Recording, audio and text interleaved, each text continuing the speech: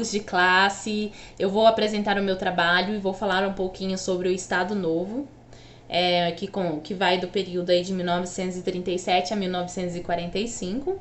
Então, começando aí em 1937, que ocorreria as eleições para presidente. E aí, conforme a Constituição de 34, né, ocorreria essas eleições. De imediato, de começo, Vargas já se posicionava, né, como uma pessoa, um presidente que concordaria em sair do poder e ceder a vaga, a cadeira do gabinete para um novo candidato que ganhasse, né, nas eleições. Então Vargas ele disfarçava muito bem, então ele se manteve neutro durante as campanhas eleitorais. Só que por trás disso estava havendo um grande plano por parte do Exército da Segurança Nacional, Vargas e toda aqueles que apoiavam Vargas, inclusive alguns parlamentares, né? E aí começa, como o Boris Falso cita em seu livro, a gestação do Estado Novo, né? Onde eles começam a colocar em prática tudo que eles elaboraram, né, por trás, pelos bastidores. E aí surge uma suposta carta, né, comunista. Essa carta é assinada com o nome de Cohen, que ficou conhecida como Plano Cohen. E essas cartas chega nas mãos de Vargas, dos integralistas e até ao povo através da Segurança Nacional, do Exército da Segurança Nacional, que eles descobriram essa carta, né? E que dizia que os comunistas estavam planejando invadir o Brasil e implantar o comunismo. Então, de imediato, né, Vargas já aproveitando lá atrás a questão da intentona comunista, né, ele aproveitou isso para endurecer um pouco mais o regime e foi em rede nacional à noite, no mesmo dia, né, à noite ele foi em rede nacional e se pronunciou para todo o povo brasileiro, falando sobre o conteúdo desta carta e que como estava ameaçando, né, porque eles criaram um pouquinho lá para trás, eles criaram mais os militares uma ideologia de segurança nacional, de proteger nosso país, a segurança nacional era o que era mais importante.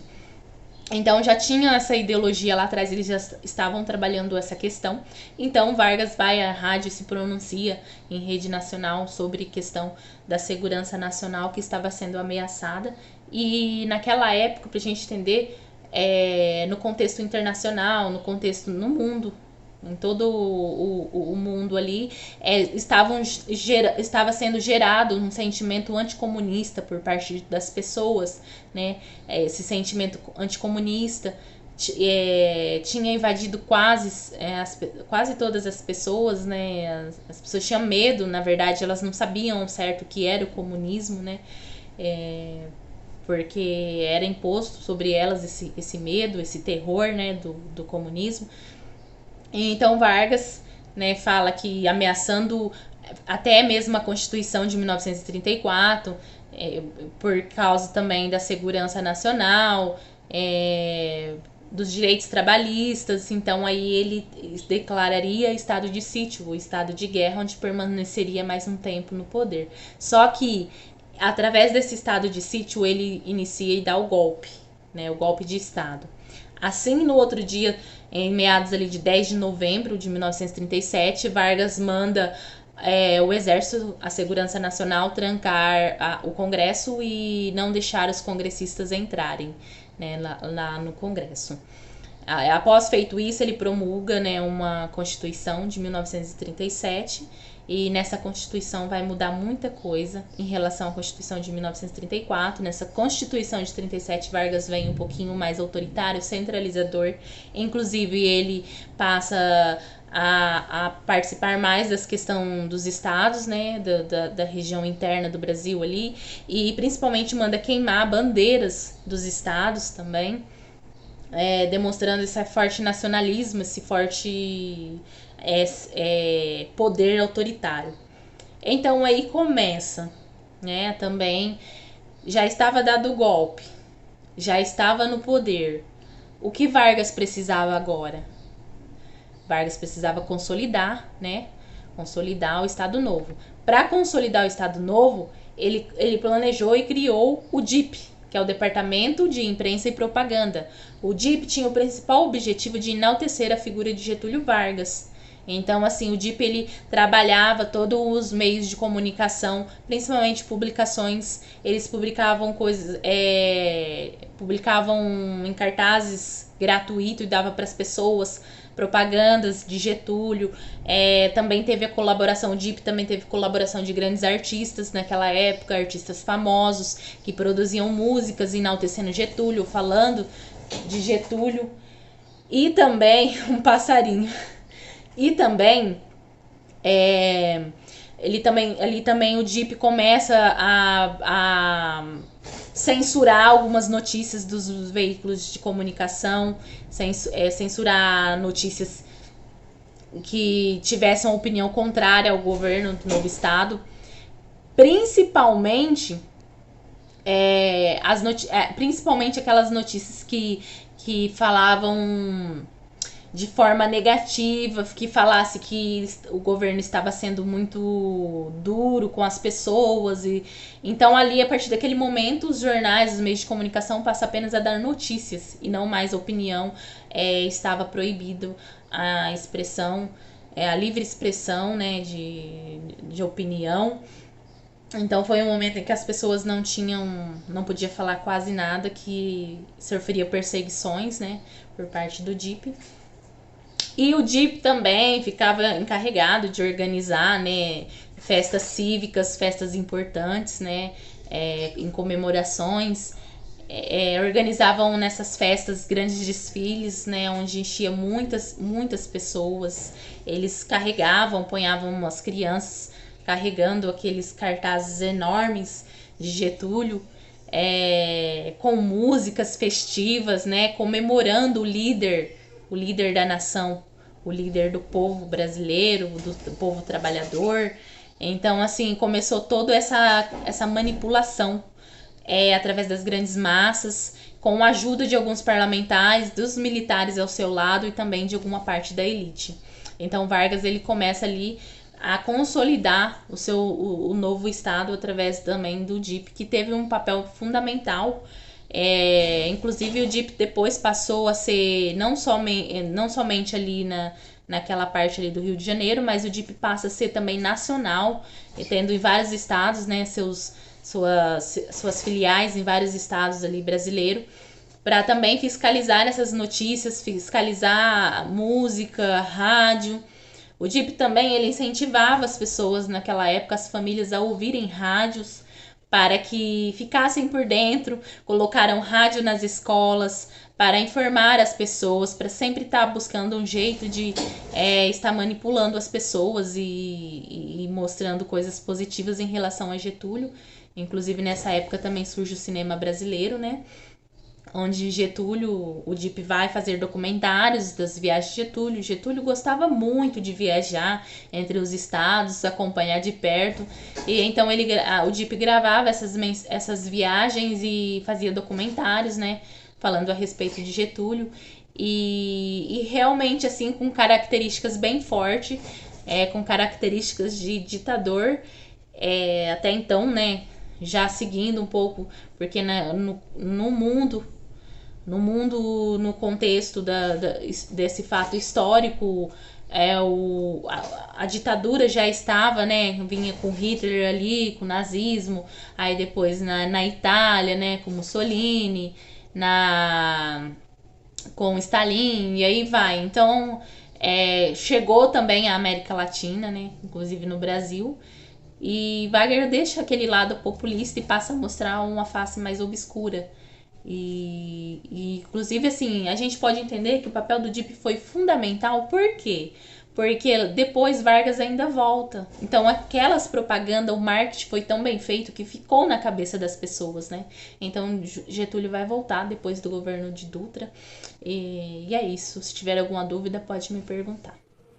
Boa noite, caros colegas do curso de História. Eu sou a Claudiana Molina, estou no 5º semestre do curso de História e venho aqui hoje falar um pouco sobre o Estado Novo, né? Que foi o governo implantado por Getúlio Vargas. E esse governo ele vai de 1937 a 1945. E sobre a justificativa de conter uma nova ameaça de golpe comunista, Getúlio Vargas ele implanta esse novo governo, né, que se chama o Estado Novo. E Vargas, quando ele implanta esse novo governo, ele decreta aí a extinção de todos os partidos políticos. Porque Vargas, ele foi um governo bastante autoritário. E ele foi um governo também bastante centralizador. Ele centralizava o poder todo nele mesmo, né? Ele não dava assim oportunidade, né, para que ninguém opinasse assim no seu governo. As decisões todas, né, partiam dele. E quando isso não dava certo, ele acabava articulando algo para que sua vontade, né, fosse feita, né? Durante a economia do governo Vargas, né, na parte econômica, o país ele reconquistava aí no seu governo os níveis de importação, na medida em que as grandes nações industrializadas retomavam o antigo regime, ou assim seja, ritmos, né, de produção. Sendo um mercado consumidor de grande interesse, o Brasil ele absorveu uma significativa quantidade de bens de consumo, principalmente dos Estados Unidos, né? Então, em pouco tempo, essas reservas cambiais do país, elas foram diminuindo. E a indústria nacional, ela desacelerou. E a dívida externa, né, ela voltou a crescer. A aliança do governo Dutra junto com o governo americano, ou seja, norte-americano, também repercutiu em ações políticas de natureza autoritária. O Brasil ele mantinha simultaneamente relações com dois novos eixos de poder em ascensão no mundo, que eram os Estados Unidos e a Alemanha, superando assim o constrangimento inicial causado pelo apoio norte-americano naquele governo deposto em 1930, né, naquele governo de Vargas, de 1930. Vargas procurou dar continuidade à política externa praticada desde o início do século XX, né, que fazia dos Estados Unidos o principal parceiro internacional do Brasil. Também por questões de natureza econômica, Vargas ele manteve aí um bom relacionamento, né, com Berlim, porque ele era um governo bastante assim articulador, né? Ele não perdia realmente oportunidades, né? Esse equilíbrio delicado, né, ele só ia ser rompido aí com a Segunda Guerra Mundial, quando o governo brasileiro ele é forçado a tomar uma posição. O Brasil ele representava naquela época um importante mercado fornecedor de matérias-primas, né, e consumidor também de produtos manufaturados. Após receber na época também uma significativa quantidade de votos, o Partido Comunista ele foi posto depois, né, na ilegalidade.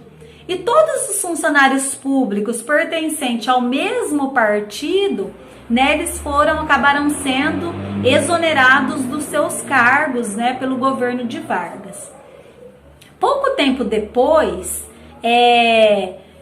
o governo do Brasil rompe relações diplomáticas também, né, com a União Soviética. A política externa brasileira ela foi caracterizada pela imposição do alinhamento, consequentemente influenciada por forças internas e externas. A política alinhada aos Estados Unidos, ela impõe como uma opção efetivamente viável ao governo, né, de Vargas, né? E teve nesse governo também um importante programa de industrialização e modernização, que foi levado a sério no seu governo na forma de um ambicioso, né, conjunto de objetivos setoriais aí que dariam continuidade a esse processo de substituição de importações que vinha se desenrolando nos 2 decênios aí anteriores, né, lá para trás, né? Constitui o mais completo e coerente conjunto de investimentos planejados aí neste governo. Resultado isso, né, de trabalhos efetuados pelo Conselho de Desenvolvimento. Esse plano, ele contempla aí o setor industrial. A industrialização ocorrida aí durante o governo de Getúlio Vargas, ela se deu, por um lado, a uma grande depressão e a Segunda Guerra Mundial também, pois com seus parceiros comerciais em crises ou em guerra, o Brasil ele é forçado aí a fabricar o que antes ele importava. E esse processo ele ficou conhecido como industrialização por substituição de importações. Também o crescimento aí industrial se deu à medidas tomadas por Getúlio Vargas, como também empréstimos a indústrias, né? Com juros bastante reduzidos, a diminuição aí de impostos sobre bens e equipamentos industriais. Ele também faz aí uma abolição de impostos interestaduais, facilitando assim a circulação de matéria-prima para a indústria. Ele fixa também um valor mínimo de salário mínimo, né, em 1940. Essa medida de fixar o salário mínimo aos trabalhadores, ele ameniza também o conflito que se tinha entre empresários e trabalhadores. Então, Vargas, ele foi um governo bastante populista e articulador nas suas decisões, né? E além disso, o governo de Vargas, ele também cria vários outros conselhos, né, para assim beneficiar nessa parte econômica do país, como o Conselho Nacional de Petróleo, né, a Companhia Siderúrgica Nacional, a Companhia Vale do Rio Doce e a Companhia Hidrelétrica de São Francisco, né?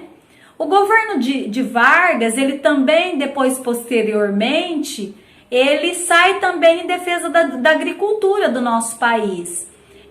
Porque também para defender o preço do café, que ficou bastante desvalorizado na época, ele pede para queimar, né, milhões, né, toneladas de sacas de café, para poder aí valorizar, né, esse produto aí no mercado externo, né, regulamentando a oferta, né, do preço do café, a fim de inibir também esses plantios, né, ele queima essas sacas de café, né, inibe aí os plantios para que